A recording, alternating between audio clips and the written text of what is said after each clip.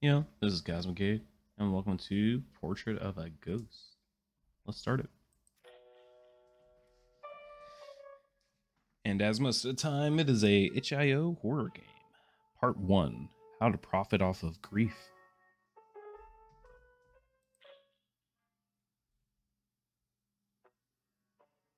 Right this way, madame.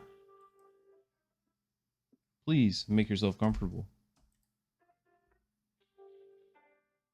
Ah, but why don't we have a chat before we begin?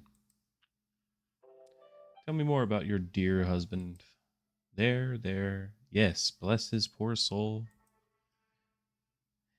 In a modest sitting room with curtains open to the afternoon sun, the widow perched like a shadow in the arms of a plush velvet seat. With her veil pulled back from her head, delicate fingers clutching the handkerchief she brought repeatedly to her large, sorrowful eyes, she made the perfect image, picture perfect, of the poor, grieving soul that the gentleman sitting before her so often received. A poet might have described her glistening eyes as deep pools of wretched misery, or oceans that had no end. Are you not a poet? Saying all these words? But Arthur Hope was not a poet. His only observation about the woman's face was his hope that she wouldn't burst into tears during the sitting. Arthur made his living off of grief, of course, but dealing with the grieving was a rather tiresome facade of facet of his profession. That I need to go back to English. As the widow went on about her poor deceased lover, his gentle and charitable nature, and so on, he carefully prodded her now and again about the man's general features, forming an image in his head of how best to shape his next creation. Hmm. A young man with a lion's mane of bright hair, average height, deep set eyes. I'm sure I have a plate matching that description somewhere. It's a good thing I had that wig handy. Ah, but I'm getting ahead of myself. I have a real picture to take first. There are so many things I wish I said to him. Oh, and he told me not to worry, but I'm sure he was a wonderful man, madame. I'm so sorry once again for your loss. I always tell my clients I can never guarantee when my camera might capture a spirit.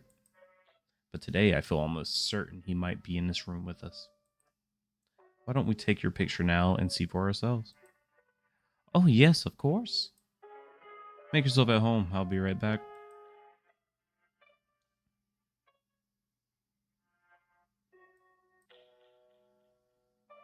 Center your viewpoint.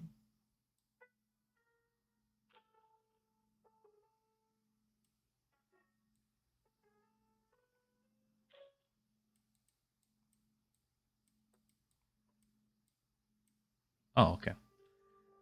That should leave enough space to add a spirit. Man's a con artist. We're ready to begin. Please stay still until I tell you when the exposure is complete. Ah, yes. If you're there, my darling, please show yourself. Please. Arthur Hope hadn't always been a charlatan. Once, he had been Artie, a shy and painfully honest boy with angelic blue eyes and a limitless imagination. He spent every chance he could in his uncle's library, losing himself in the tales of monsters and terror. They were never so frightening as the real world around him, he could honestly say. Honesty, however, would rarely turn out to help him. Honesty had not stopped his uncle's cane nor his withering looks. It did not protect him from his schoolmates' vicious pranks nor impress the teachers. Gray, hollowed men with thinning hair and thick spectacles as the various boarding schools that always inevitably sent him back home. Almost said testicles. It hadn't always been his fault. One had simply closed due to an unfortunate scarlet fever outbreak. No, it was a liar's world, and by the time Arthur Hope first found himself behind the lens of his late uncle's slide and box camera, he'd built Well, if not a kingdom of lies, then at least a barony. At just shy of 30, his schemes had brought him an unsteady income and the regard of a handful of influential friends, few of whom knew his background or how much he truly borrowed from them. Arthur's uncle had taken up photography late in his life, and having no family save for his troublesome nephew, had left the young man the aging house he turned into his studio along with a small fortune in equipment after his death. Arthur had little interest in the profession beforehand, but even he could not resist the allure of a burgeoning technology that was so much like magic, capturing light through a mechanical eye, preserving an image of the world a single moment in time. Something just like the tales of mystery he grew up on. The ability to capture his likeness was, of course, its own draw. He had a fair face, he was not shy to admit, and would like a reminder of it should he ever have the misfortune of living a long life. Carefully, he slid the plate holder out from the camera's wooden frame.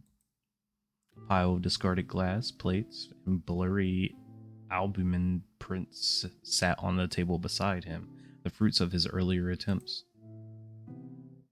I have a good feeling about this one. Let's get you back to the dark room, shall we? It was as the print formed in the early afternoon sun. Let me save it. Oh,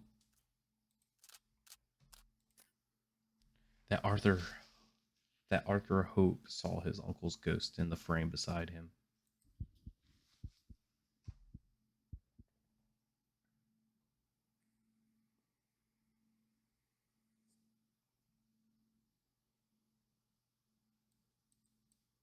Hmm. Spirit photograph, the man behind the camera. Are spirits all around us? Ghost photographer Arthur H. Hope claims to have an answer. It was only after a sleepless night of waiting for a spirit to accost him, then furiously rifling through his uncle's equipment, that he realized he'd made a simple and perfectly ordinary mistake. Photographic plates have to be cleaned very thoroughly to remove any imprint left behind by a previous negative. Arthur, an amateur, had not done so. Thus, a trace of one of his uncle's self portraits remained on the glass plate he'd used for his own. But the fact that the image had lined up so perfectly was nothing short of a miracle. A miracle that sparked the idea for a brand new, lucrative story in Arthur's mind. It's him! Oh, my darling, I knew you were there with me all this time. Thank you, Mr. Hope. Thank you. You look so peaceful. I don't know what to say. Overwhelmed, the widow began to sob. Arthur patted her back gently. I can earn more if I make them come back for a sit-in or two before I give them a spirit. But God, I felt sorry for her this time. I'm growing soft. Not at all, madam. It brings me joy to know you have a guardian spirit watching over you even beyond the grave. I can be at peace now, thanks to you. Please take this. She handed him a stack of crisp banknotes, far more than the agreed upon sum. I can't possibly, madam. I insist. Ha! Not a bad use of time after all.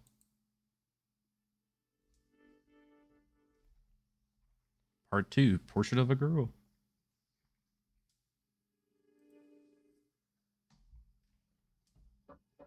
Late in the evening, a knock came at Arthur's door. The widow had been his last appointment of the day, but it was all too common for unwanted visitors to arrive long after closing. Sometimes it was the press, sometimes an angry skeptic, sometimes a wretched, grieving soul who would beg for his charity. Arthur.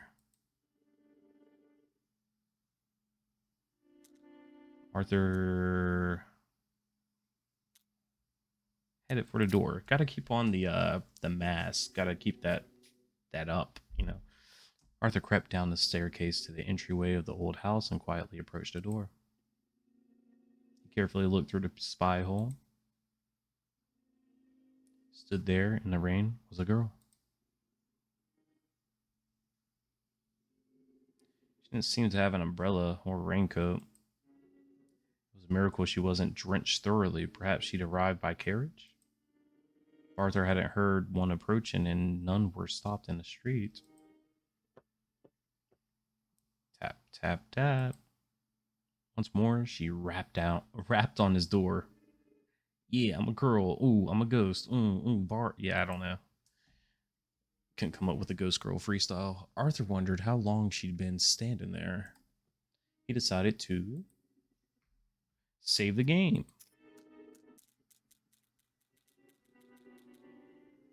I mean,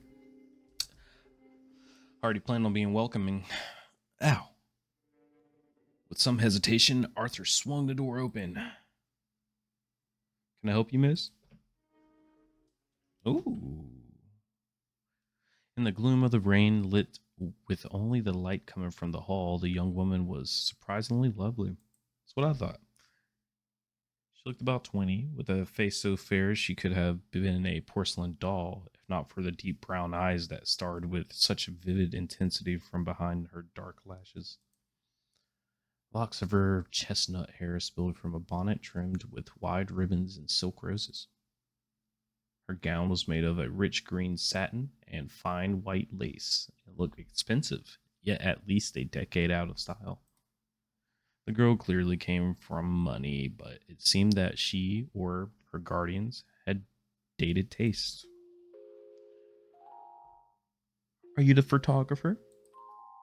Voice was soft but did not betray any nervousness. Portray any nervousness?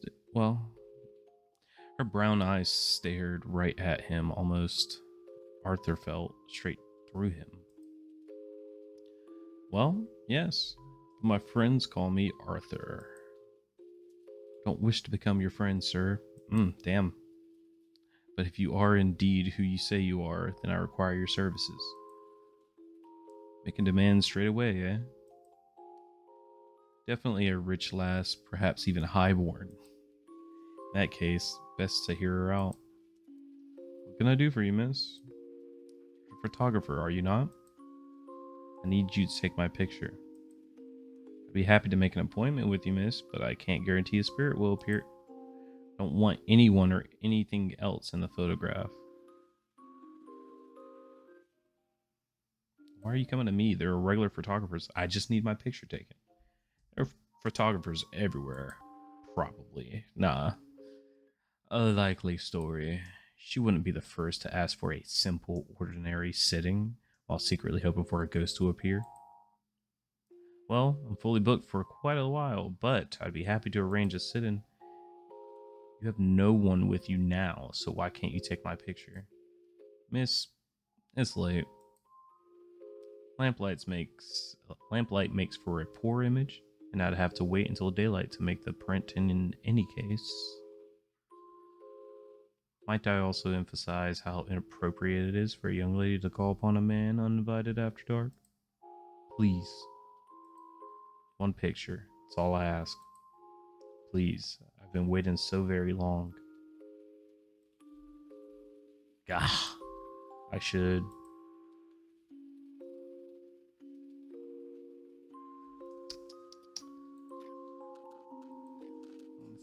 Save it there.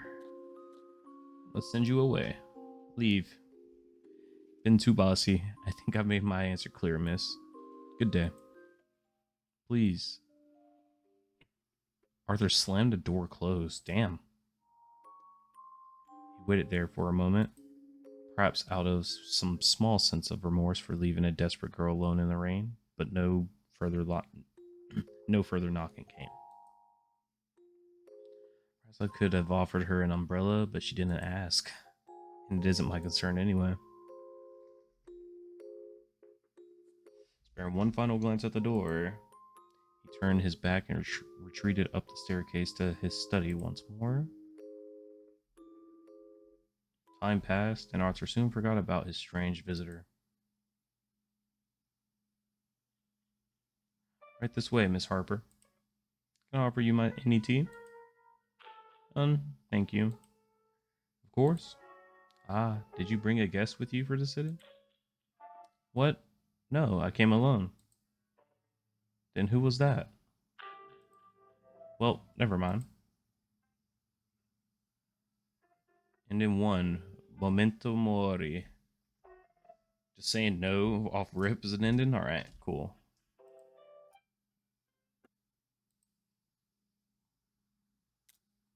Let's go back here.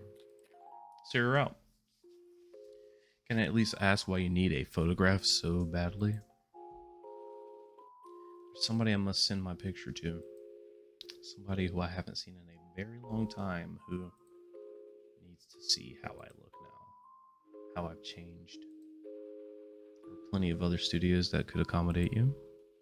None of them would open their doors to me. None of them are like you. There truly is nobody in this world like you, sir. That's not a compliment directly. Well, if there's anything I can resist besides a large purse, it's flattery. Crazy. And let's admit it, that sweet face isn't an easy one to refuse. Being around sobbing fools all day really has turned me soft. Fine, you convince me. Please step this way, miss. Edith. Edith Harper. Somebody with the name Harper was just coming into the office on the other end. And can I offer you any tea? None, thank you.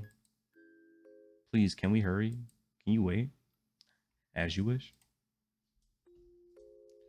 Is that you?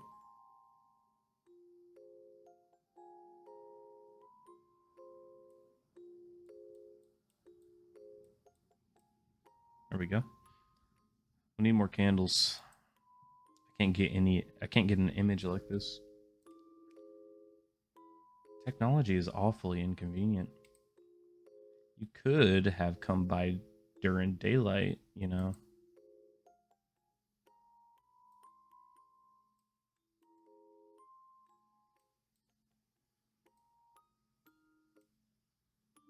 Where the hell is she?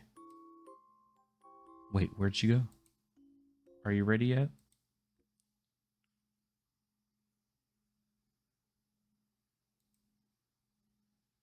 Yes. We can begin now. Let's come over me.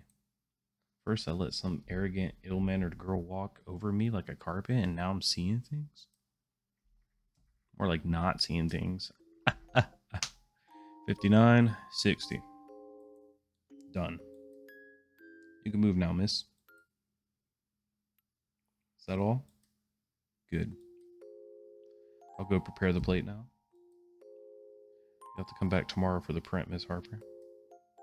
I open at... I'll visit you at the same time tomorrow evening.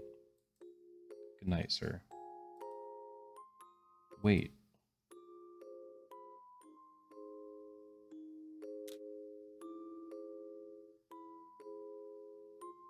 He didn't. He let her go. Saving it. Let's try to concern. Do you need me to call you a carriage? It's awfully rainy. Oh. That's sweet of you, but decorum isn't necessary. You don't have to act concerned for me. She smiled a little sadly, but quickly turned her back and again headed for the doorway. I'll be back soon. Good night. Disregarding his protests, she slipped from the room, through the entryway and out the front door into the rainy night. She didn't even ask to borrow an umbrella. Damn it, I forgot to discuss payment too. Well, hopefully she brings enough with her tomorrow.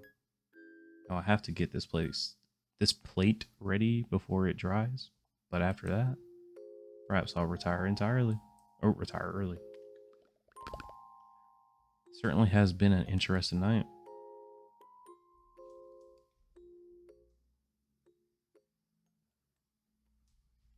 That night, Arthur Hope had strange dreams. Part 3. Phantoms.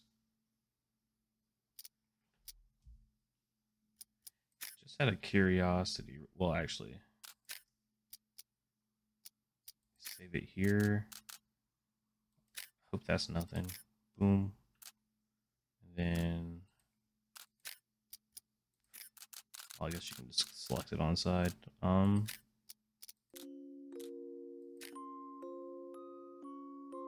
Never mind. I'll see you tomorrow then. Heard in his protest, she slid from the room through the entryway. Huh. Same result. Alright. Part 3. Phantoms. A chill wind rocketed the house, rapping against the walls. Yo, I'm the wind. What's good? I like the grin. What's good? Nah, yeah. Figures crept around the edges of Arthur's vision, flickering like Figures crept around the edges of Arthur's vision, flickering like flames, hovering like moths. A weight covered his entire body. He could not shift or twist his limbs. The blanket engulfing him felt like earth packed with stones, heavy, cold, damp. Something wriggling under his clothes, creeping up his neck, over the side of his cheek, into his eye sockets. Another crawled into his open mouth, slithering down his windpipe. He tried to scream, but not a sound came. His jaw was locked in place, his lungs were still. More writhing things engulfed him, eating at his flesh and digging between his bones. Arthur jerked violently out of bed, gasping. Cold, air-filled lungs bringing him back to the waking world. He rubbed his eyes, then struck a match and lit the candle at his bedside table. The flame danced as he lifted it, gingerly in the dark. Now he's trying to go back to sleep after that. Water first, then I'll head to my study and read.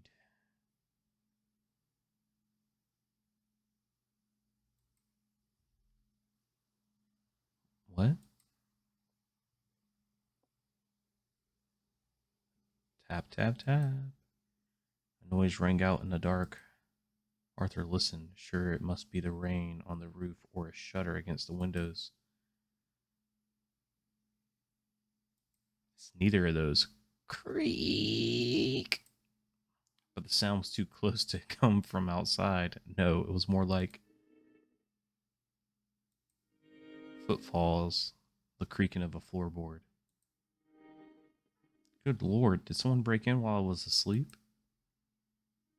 Quietly, Arthur reached beside his bed for the familiar weight of his uncle's cane, then carefully, cautiously stood up.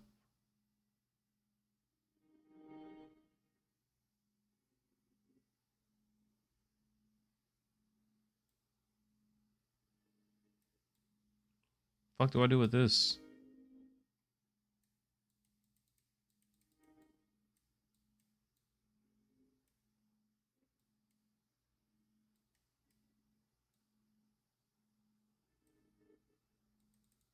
Excuse me?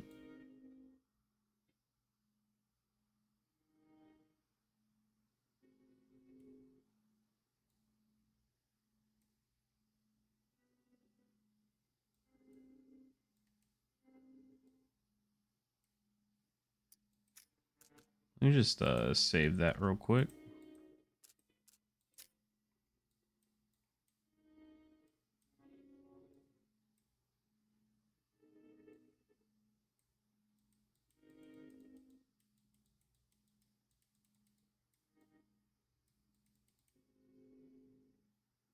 Get a hold of yourself, Arthur. A burglar is nothing. You've dealt with worse.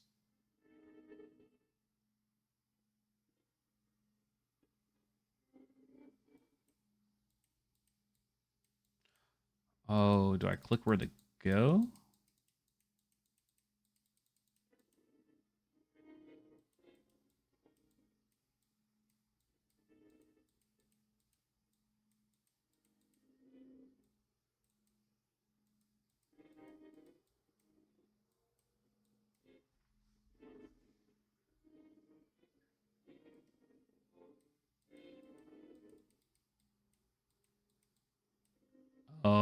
it's where the light is on the picture or the glare. Still nothing. This pounding in my chest. It's all thanks to that blasted dream.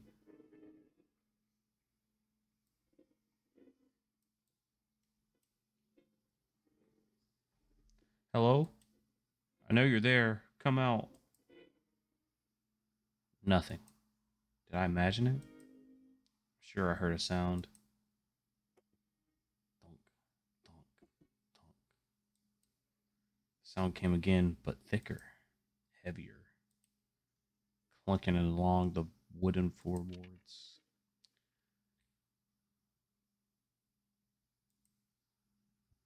Arthur continued through the house, heartbeat growing faster, louder, more erratic with every step. His grip never left the hefty weight of the wooden cane. I'll teach you never to lie to me again, boy. I didn't, I swear. Then who left it out in the rain? This book was worth more than your sorry hide. But the cane seemed to grow heavier in his hand, then warmer, then white hot like a flame. Arthur jerked and dropped it from his hand. It landed on the floorboards with a thud. He brought his searing hand to the candlelight. It was burned straight through the bone, leaving ruined, melted flesh on his blackened skeleton. What the? Fire engulfed his body. His skin melted from his flesh. His skin melted from his flesh, crisping and jarring. He let go of the candle, screaming. The tiny flame licked at the wood and set it alight. Everything turned to smoke and fire and dust. Arthur tried to run, to scream again, but black smoke filled his lungs. His body felt like it was buried in earth. Hot, burning, earth. Nothing was left of him now but bones and ash. And then there was nothing left at all. Nothing but darkness.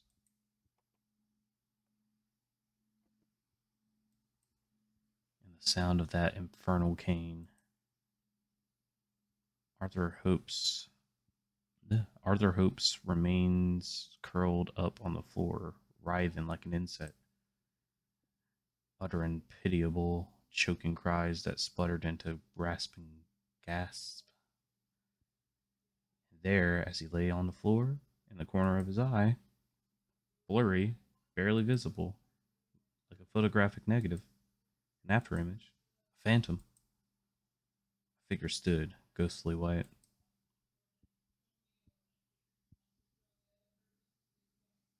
Part 4, Portrait of a Ghost.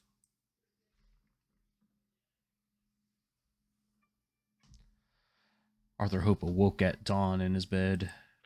He lay silently, heart still racing as the faint ruby light traced his face. He breathed in, then out, then out, slowly until his heartbeat steadied. Then he gingerly sat up and rubbed his eyes. I haven't had a dream like that since the old man, well, not in a long time. He felt beside his bed. The familiar, terrible weight of that old wooden cane rested in the same spot it always did. A quick look in the mirror as he dressed confirmed that his body and skin remained intact and unburned. And he was none the worse for wear, save for a dark shadow blooming around his eyes. That morning he skipped his usual perusal of the paper and crept up to his study, unearthing a pen and ink and an old journal from his drawer instead. Familiar old handwriting and scribbles peeked out from the pages. Why am I so shaken up that I'd return to this? It's a shame no one's invented a camera that can capture dreams yet. But I suppose then there'd be no need for poets.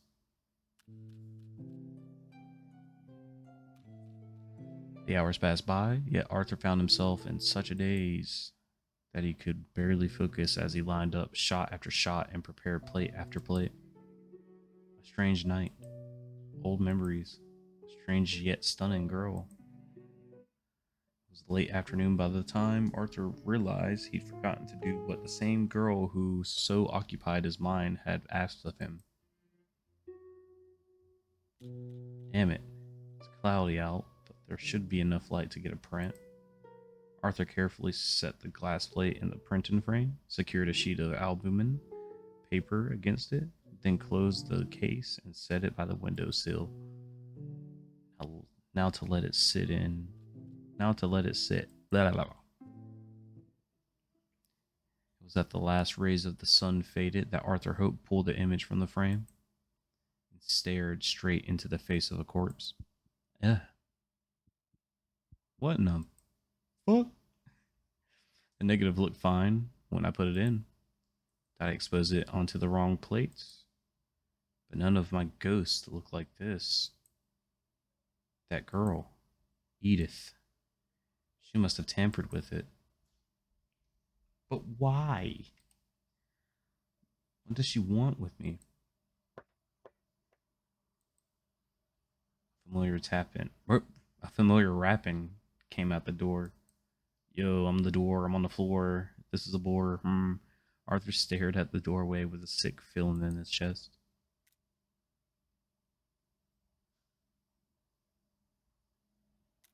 No, no, he certainly did not. Let's hit the save. Since this doesn't mean anything, we'll save over that. Return. No, he certainly did not.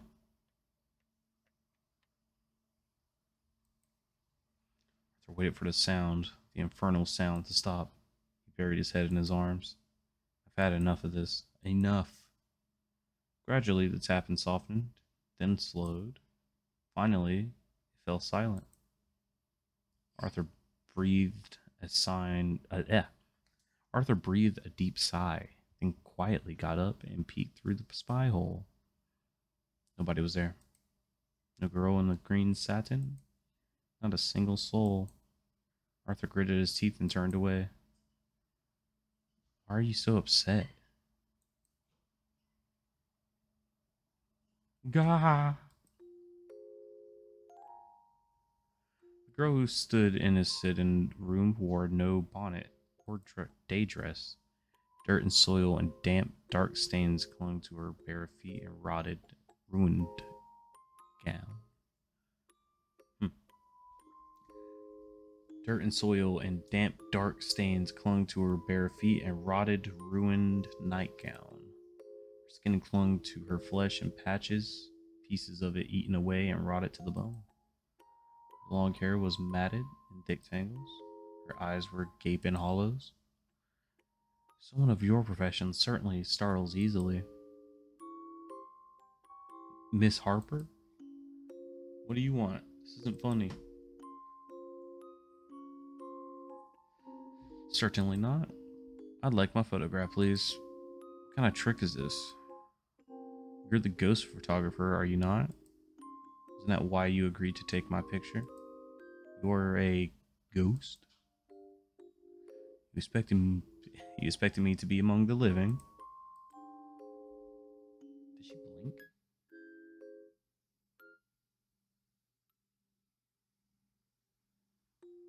Well, perhaps proper introductions are in order. I might be tripping. I thought she blinked just now. Or blunk? Past tense? My name is Edith Emmeline Harper. I died in an accident 11 years ago. I'll spare you the details, but in short, I found it rather upsetting that my body still hasn't been discovered. So when I heard about you, I decided to take matters into my own hands. You expect me to believe any of this? Is this new to you? I thought you were more of the worldly type. See for yourself then. Edith reached out toward him. Arthur jerked back, but the girl did not flinch. She gently lifted a filthy hand to his face. Arthur waited for the feeling of rotten flesh, but the girl's skin was smooth and cold. Ice cold. Far too cold, and still to belong to something living. Fingers lingered there until finally Arthur grasped her hand with his own. It felt like gripping ice. The longer he held, the more his own skin grew cold, numb, and then prickled like something was crawling beneath it. That's enough. Fine. Fine. You're dead. So what does a ghost want with me then? I want you to send that photograph to my brother. Stupid fool thinks I ran off with some man. Me? Elope? Honestly. Tell him to look for me near the old chapel where we used to play. Why don't you tell him yourself? Why haunt me? Very few people can see or hear ghosts, Mr. Hope. And of them, well, let's just say that few murderers end up as professional photographers.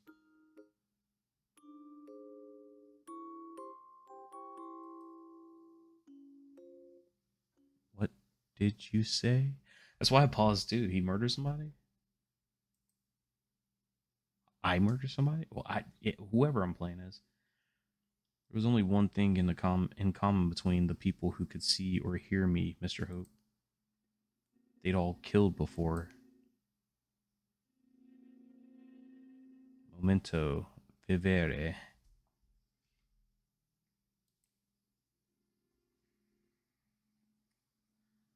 Arthur Hope wasn't always a charlatan. Once, he'd been a penniless young man struggling to make an honest living, and often had to supplement his income through other means. When one day, a letter arrived for him from his elderly uncle, requesting his assistance around the household due to the old man's ailing health. Young Art packed his few belongings and headed to what he hoped would be a welcome reunion. That hope would quickly be dashed. I never killed anyone. I didn't. I didn't kill him.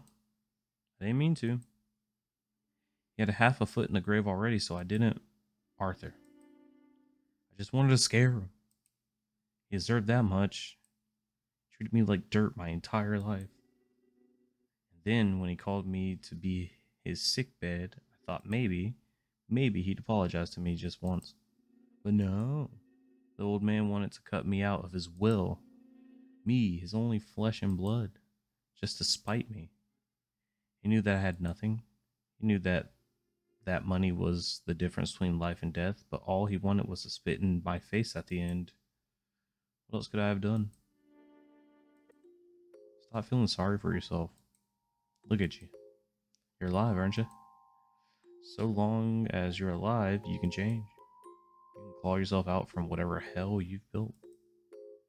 It's only us ghosts who have to be stuck in the past. Yet you've been haunted all this time, haven't you?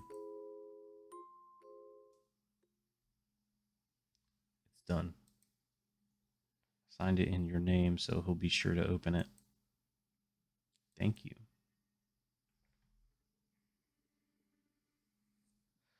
Arthur Hope carefully placed the sealed envelope into his coat pocket and dusted himself off. His possessions, most of the things that belonged to his uncle, rather, had all been sold or given away. Pale daylight filtered through the curtains onto an almost empty room. The house felt like a ghost itself. Arthur picked up his worn leather suitcase, packed with the few belongings he'd first arrived with long ago, and checked that the envelope was still in his pocket. Then he walked down the empty hall. He stopped when he saw the familiar shape of the wooden cane resting against the wall. He briefly picked it up, feeling its weight ran his fingers along its edged surface, then sighed and set it down again. He walked out the front door without looking back, a figure only he could see trailing behind him. What will you do? Start over? Or try to?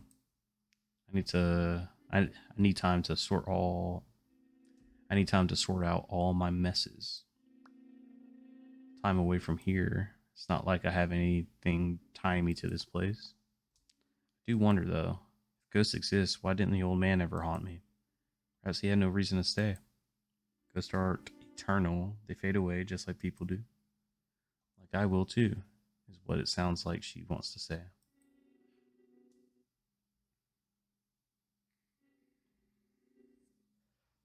Arthur exited the post office and decided to walk to the harbor. The air was cool and damp. He carefully stepped over puddles left behind from the rain, weaving between passerby. People rushing here, there, without any break in their monotone lives. But at least they were alive. What will you do? What I've done for the past decade, I suppose. Wander around, see the sights, watch my brother and my nieces. Wait until I get sick of the living world and see what lies beyond. Say, can ghosts travel? Far away from where they died, I mean? I don't know. I can't say I've ever tried. Well,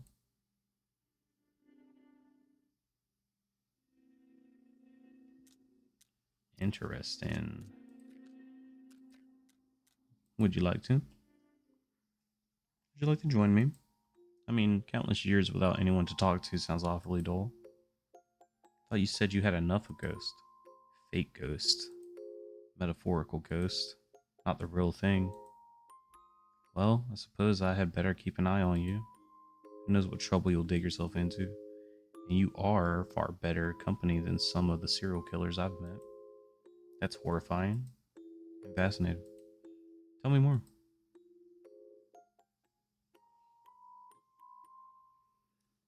As the ship pulled away from the harbor, Arthur spotted a familiar face amongst the passengers on deck.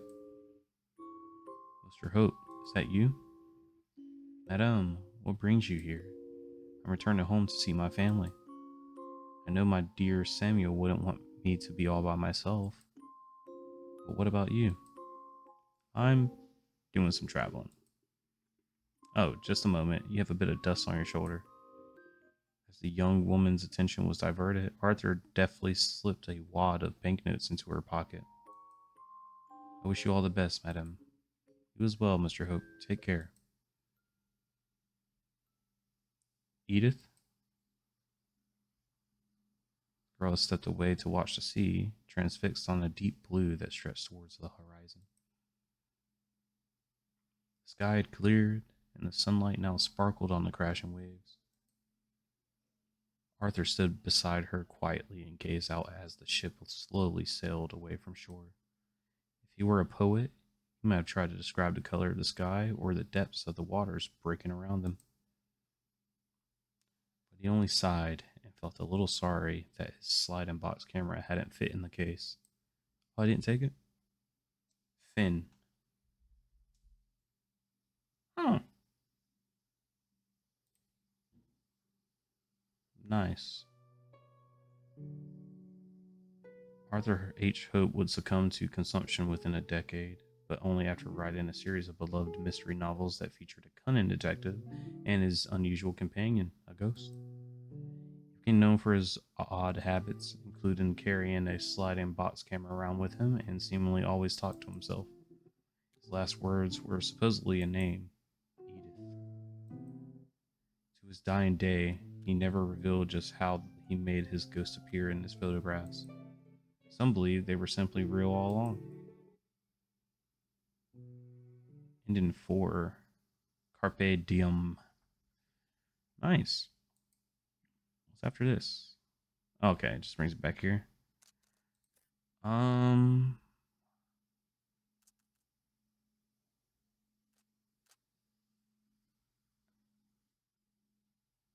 no, he didn't. Okay, so that's the last one I left off on. He answered the door. Let's go there. Arthur stomped to the door and flung it open, 1,000 questions and accusations on his tongue.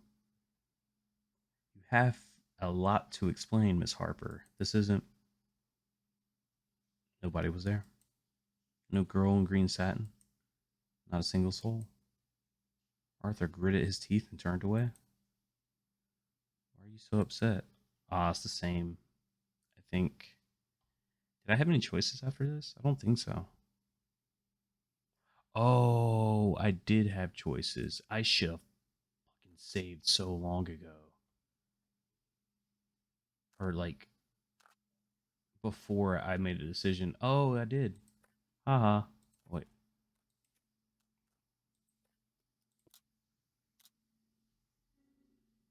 Arthur dropped the subject. I see. Well, I guess this is a goodbye. Yes, for now at least. Everybody dies, you know. Perhaps I'll see you again sooner than you think. Farewell, Edith.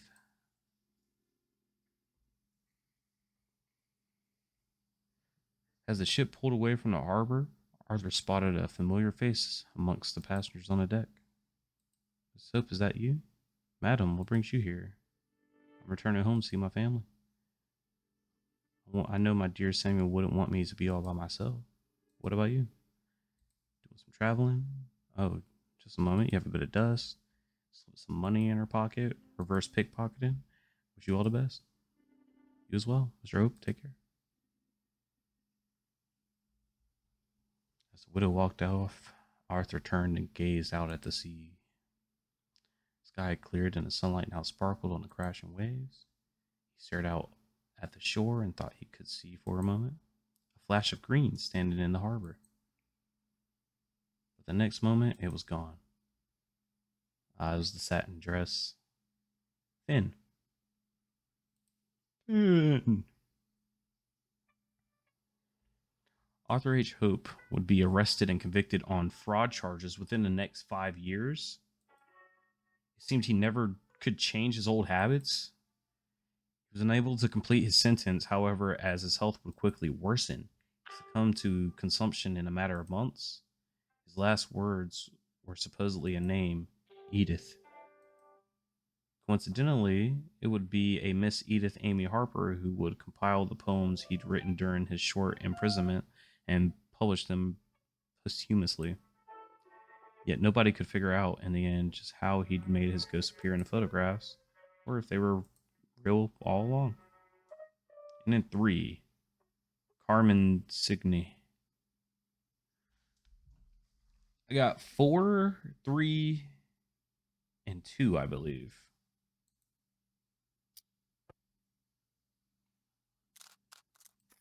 Oh no.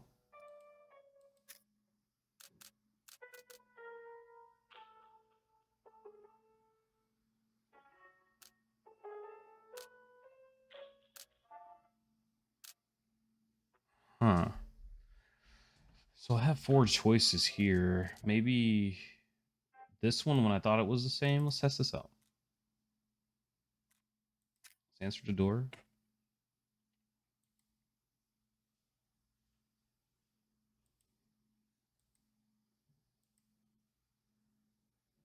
You have a lot to. Oh, let me start that over.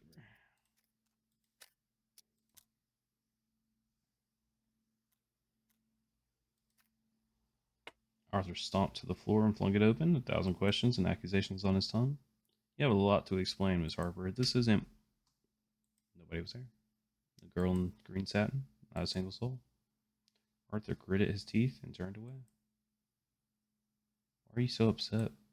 Ugh. Ah.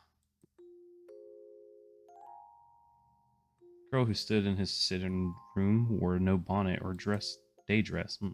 Dirt and soil plant. Dirt and soil and damp, dark stains clung to her bare feet and rotted, ruined nightgown.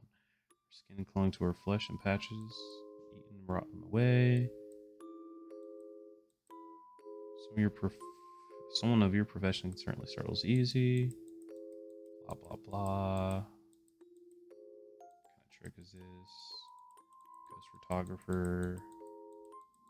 Yaga. Emily or Emmeline. She touched me without permission.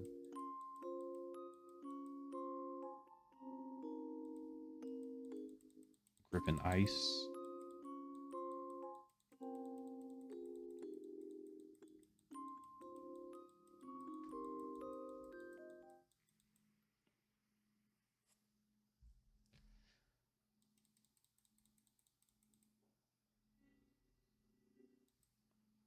Leads right into part 3.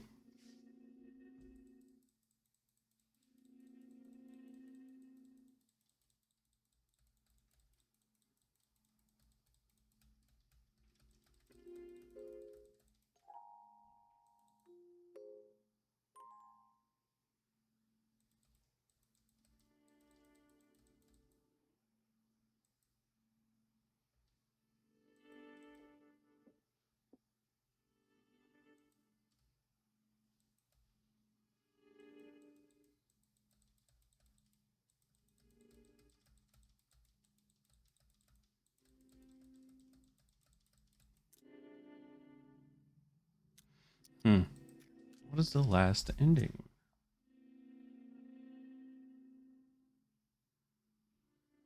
Could it have been not going through the door at all. Oh. Let's try that. I believe I have 2, 3, and 4. So this, yeah, would have to be early on. Cha cha cha, chat chat chat, scamming a widow, scamming a widow, centering targets. Boom.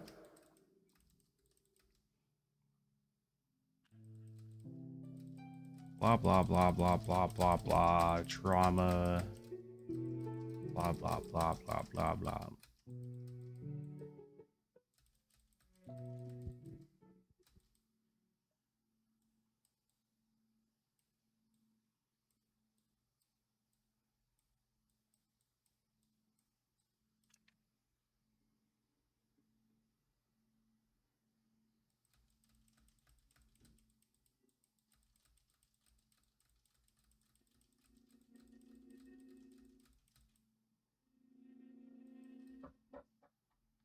Late in the evening, knocking at the door. It would have been his last appointment of the day.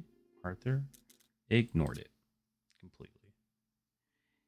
He got up only to stretch and return to the desk where his correspondence was piled.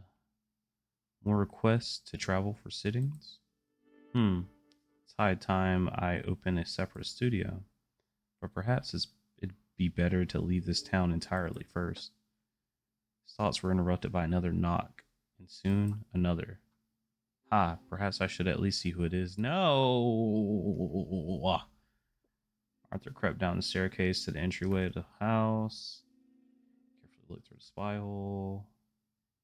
Stood there in the rain was a girl. She seemed to have an umbrella or raincoat. It was a miracle she wasn't drenched thoroughly. Perhaps she'd arrived by carriage. Tap, tap, tap.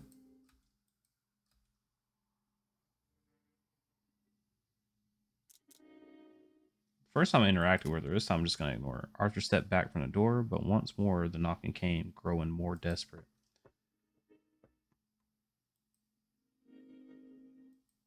Perhaps she needs help. I hate to get involved, but it wouldn't do me good to become known for letting some poor soul catch her death in the rain. Ah, I think I may have found it. This is where the bridge starts, and then he answered the door. And he answers it mad, and then I don't think I can skip yet because they go through something that I haven't shown yet. I think this is where it starts. She mentioned, of course, he's a murderer.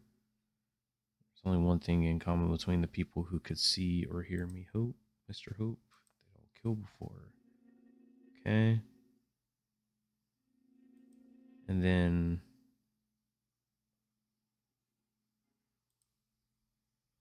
I think this part is new. Once he'd simply been a desperate man. Once. Now that was no longer the case. Nobody looked twice at the well-dressed gentleman with twinkling blue eyes, even though he was far too young to need the heavy walking stick he carried as he traipsed, urn in hand, to the shore side. There, he tossed a pile of ashes into the sea. Then he turned and walked back the way he came.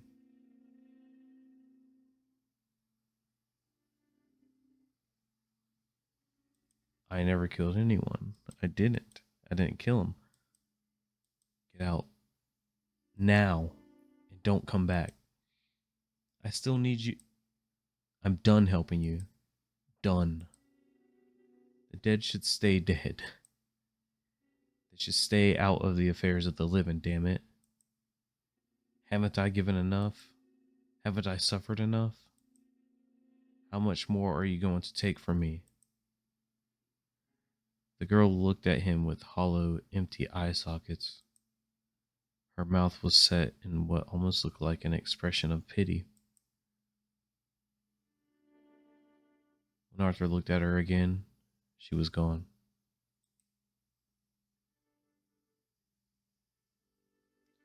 Time passed, and the days moved on much like they always had, but Arthur never completely forgot his ghostly visitor. Sometimes he imagined he could see her hollow face peeking from behind a doorway or the corner of the frame of his sliding box camera. But the moment, but the next moment, it would be gone. Arthur's clients continued to visit him, seeking to soothe their sorrow and grief, and Arthur continued to provide what only he could, and he might have done so for a long time, if not for the one ghost that turned out to be quite alive.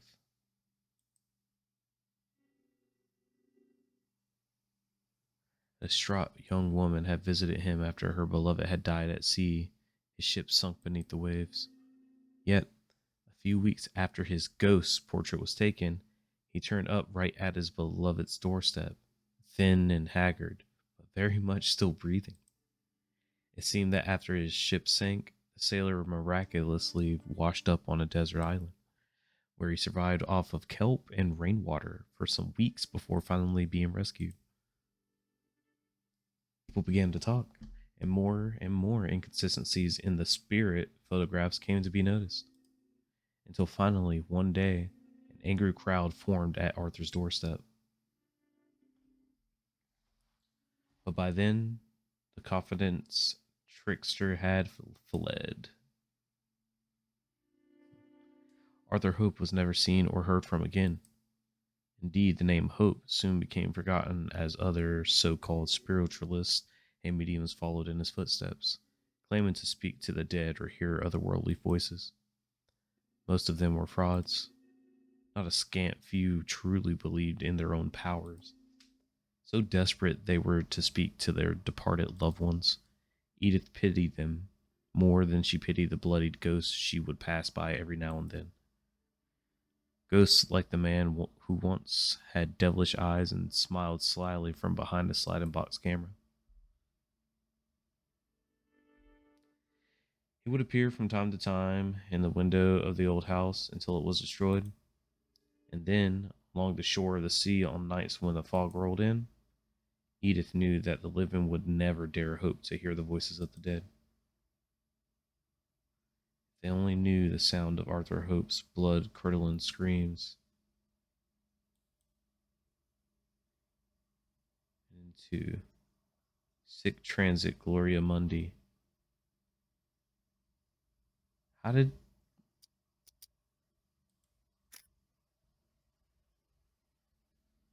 So, I guess it's just indicating that he died horribly, and his ghost just screams, possibly? Or, I'm not very sure. With the... They don't want to hear the dead, because if if only they heard Arthur. I'm not exactly sure, but we got the second ending. It took me a while to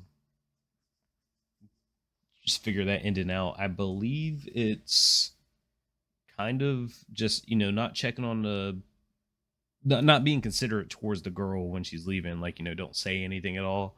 And then after that, when you open the door, you answer it angrily. But if you don't open the door, she appears in there anyway, and you're more scared than like angry. So I think your goal with him is just to be as vile as possible, and then that's probably the bad ending that we just got, or the worst ending possible.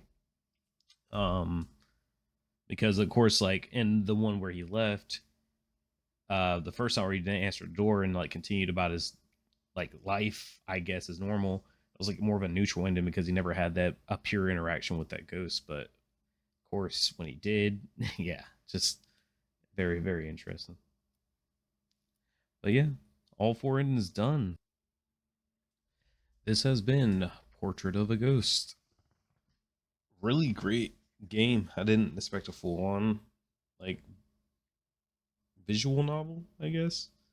But it definitely had me enthralled and absorbed all the dialect. Honestly, the description of like the scenery, things going on, the corpse, the ocean, etc. Um, Pretty good.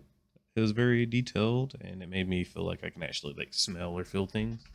Um, yeah, I really don't have a whole lot of complaints about it. I don't usually play games like this. They do get a bit wordy, and I just kind of slip other words sometimes. But I think I'll be playing more.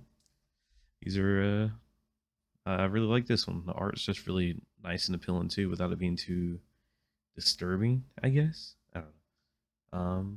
But yeah, it's been Cosmicade. Don't forget to like, subscribe, follow, comment, subscribe. I don't have an outro.